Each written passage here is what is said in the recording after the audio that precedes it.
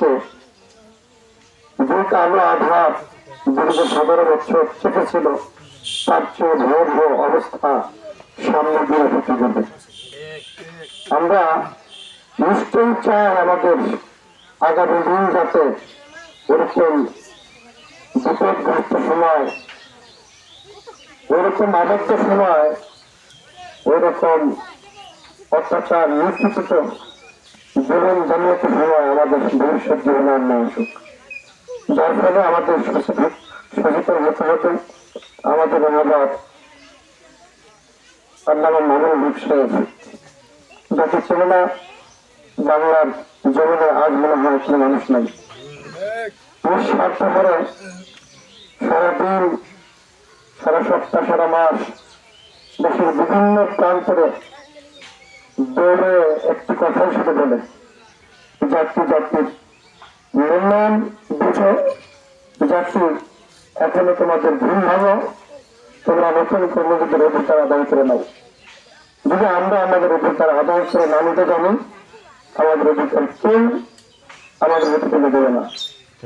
কারণ যেহেতু আমরা এইটুকু বুঝি যে বিগত দিনে আমরা স্বাধীন একটি রাষ্ট্রে পরাধীনভাবে বসবাস করেছি। কেন করেছি আমরা সকলে জানি।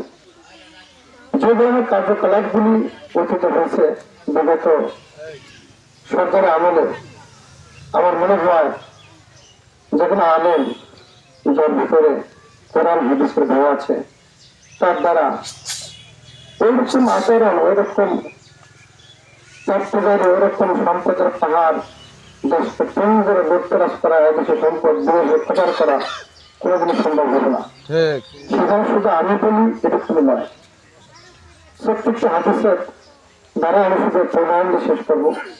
আল্লাহ রাসূল সাল্লাল্লাহু আলাইহি ওয়াসাল্লাম বলেন, ফাদলুল আলিমি আলাল আযাতি কাফাদলি আলা আদনাকুম। তিনি বোঝাতে চেয়েছেন একজন আলেম, তার অবস্থা এত বড় যে একজন সাধারণ আবেগ যদি সারা রাত সারাদিন আমল করে, আর একজন আলেম শুধু একটা মসজিদে ঘুমিয়ে থাকে, আবেদের চেয়েও আলেমের মর্যাদা বড়।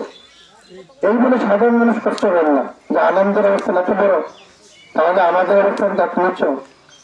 রাসূল সাল্লাল্লাহু আলাইহি ওয়াসাল্লাম জঘন্য বোঝাতে চেয়েছেন, সেটা হলো একটা তেল ভরা বাতি।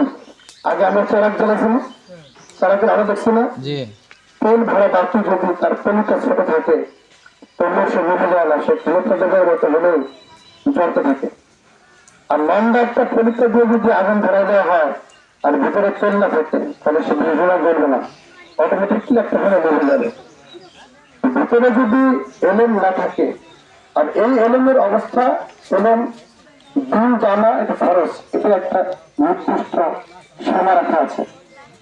মুক্তি হওয়া, আলেম হওয়া শর্ত না, এলেম জানা শর্ত অতটুকু, আমি মুসলমান, আমি মুসলমানের কাজ কি, আমি তো মুসলমান, আমার 5 ওয়াক্ত নামাজ পড়তে হবে, নামাজ কিভাবে পড়বো এতটুকু জানা আমাদের প্রত্যেকের জন্য ফরজ। ফরজের মধ্যে আমাদের কোনো কথা বলা, কলম ধরার সুযোগ নেই। এই এতটুকু এলেম জানা আমাদের জন্য ফরজ, যাতে আমাদের বাহ্যিক জীবন আমরা আল্লাহর হুকুম, রাসূলের আদর্শ মতো চলতে পারি। সেই সুবাদে যদি আমরা সেটুকু নাই জানি, তাহলে মুসলমান দাবি করা আমাদের জন্য অন্যায়। আমি যদি জানি যে এই কাজটা আমার দ্বারা ভুল হচ্ছে, আমি আজ না হয় কাল সে ভুল থেকে শুধরায় আমার জীবন নতুন করে সাজাতে পারবো। আমি যদি ভুল করেই যাই আর বুঝি যে আসলে আমি যা করতেছি এটাই রাইট, ভুল বলতে কিছু নাই, তাহলে আজীবন আমার জীবন যা আমি পেরিয়ে আসছি সব বরবাদ, সামনে বরবাদ।